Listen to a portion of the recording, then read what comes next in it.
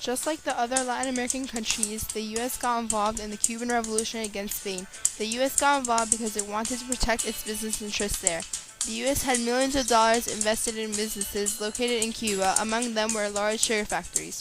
Thus, in 1898, the U.S. declared war on Spain after the American naval ship, the USSR Maine, sunk in the Havana harbor.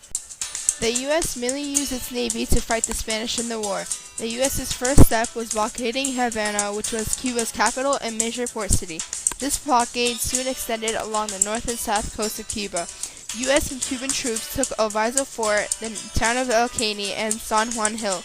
A short while after that, the U.S. defeated the Spanish forces in Santiago de Cuba. This Spanish defeat ultimately decided the war.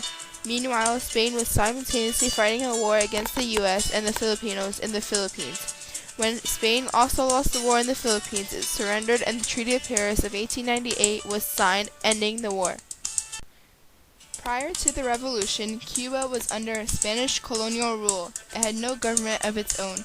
After it gained independence, the U.S. signed the Platt Amendment, which allowed for Cuba to set up its own republic form of government.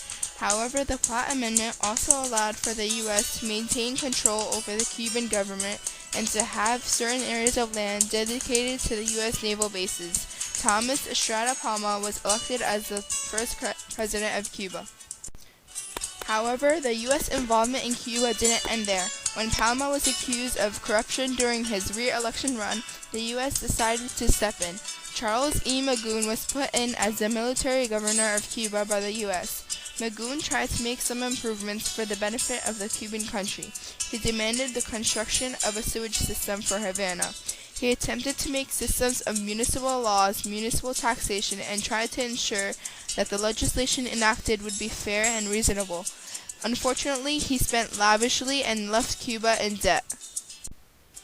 Today, Cuba is still in debt and is restricted economically by the U.S. through the Embargo Act. The majority of Cubans live in poverty. While there is currently talk of the U.S. opening up and finally having normal relations with Cuba, there is still the deep mistrust between the two countries that needs to be overcome first.